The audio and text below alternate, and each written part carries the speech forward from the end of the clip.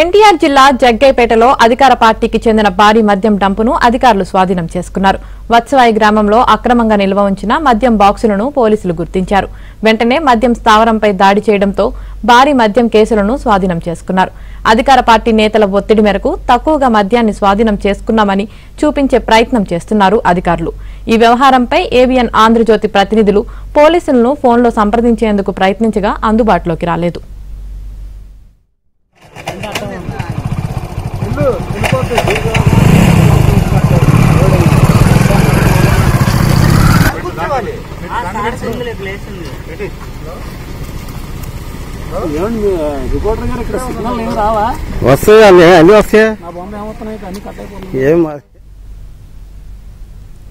ఎన్టీఆర్ జిల్లా వత్సవాయిలో భారీ మద్యం డంపును అధికారులు స్వాధీనం చేసుకున్నారు. దీనికి సంబంధించి మరింత సమాచారం మా ప్రతినిధి ప్రసాద్ అందిస్తారు. ప్రసాద్,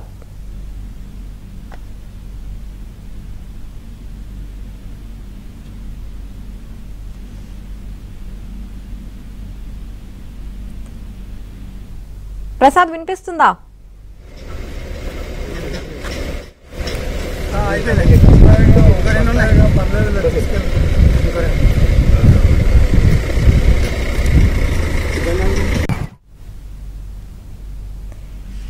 ఎన్టీఆర్ జిల్లా వత్సవాయిలో భారీ మద్యం డంపును అధికారులు స్వాధీనం చేసుకున్నారు. దీనికి సంబంధించి మరింత సమాచారం మా ప్రతినిధి ప్రసాద్ అందిస్తారు. ప్రసాద్, ఎన్టీఆర్ జిల్లా వత్సవాయి మండలంలో ఈరోజు భారీగా మద్యం డంప్ అధికారులు స్వాధీనం చేసుకున్నారు. అధికార పార్టీ నేతల ఒత్తిడితో ఈ డంప్ను అక్కడ పెట్టినట్టు కూడా ప్రాథమికంగా నిర్ధారించారు.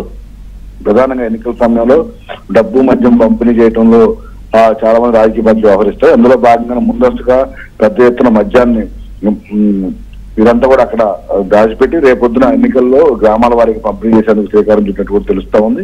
ప్రధానంగా ఇప్పటికే ఎన్నికల నిబంధనలు అమల్లోకి రావడంతో విస్తృతంగా ఎక్కడికక్కడ పూర్తి స్థాయిలో తనిఖీలు నిర్వహిస్తున్నారు. మొత్తం జిల్లా నలుమూలల నుంచి జిల్లా లోపలికి వచ్చే అన్ని చెక్ పోస్టులు కూడా భారీ తనిఖీలు చేపట్టడంతో ఈసారి ముందుగానే అధికార పార్టీ నాయకులు ఈ మధ్య ఇతర ప్రాంతాల నుంచి మద్యం తెప్పించి ఈ డంపును భారీగా పెట్టినట్టు కూడా తెలుస్తా ఉంది.